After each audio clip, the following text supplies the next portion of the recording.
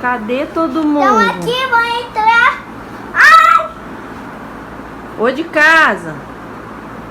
Pode entrar? Pode. Pode?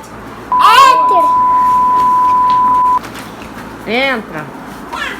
Oi.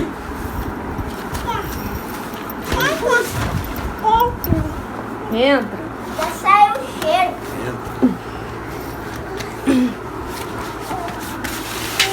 Acampamento da família Suquides.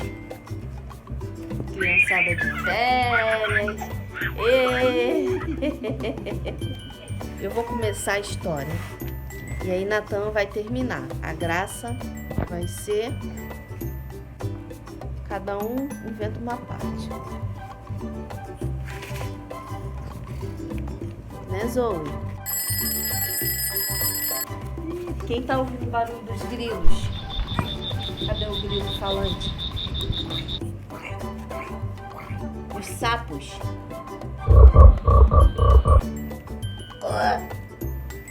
Era uma vez um gato xadrez. 2,000 years later. Era uma vez um gato xadrez. Papai. Um gato xadrez de bota preta.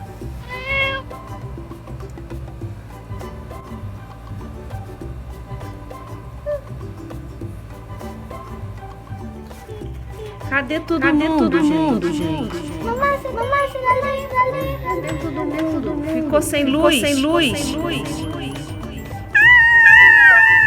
Cadê o Natan? Cadê a Zoe? E você, Zoe, o que o gatinho fez? O que o gatinho fez, mãe?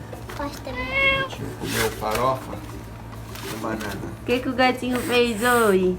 Para. Agora é minha vez de contar a história. Vai, conta. Era uma vez o senhor Pateta. Uau! Pateta foi viajar pela cama. E ele fez uma barraca. E o Pateta ficou brigando com as pessoas. Não queria deixar entrar. Aí depois ele apagou a luz do celular dele.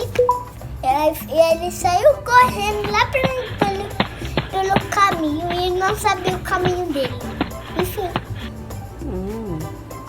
Palmas para Natan!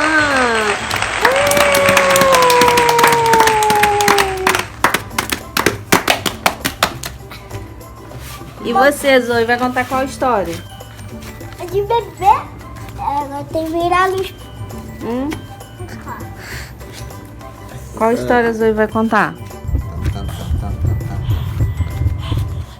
Olha, chegou lá, assim de peixinho. O tubarão foi, saciou a sua fome. Aí a barriga dele ficou grandão.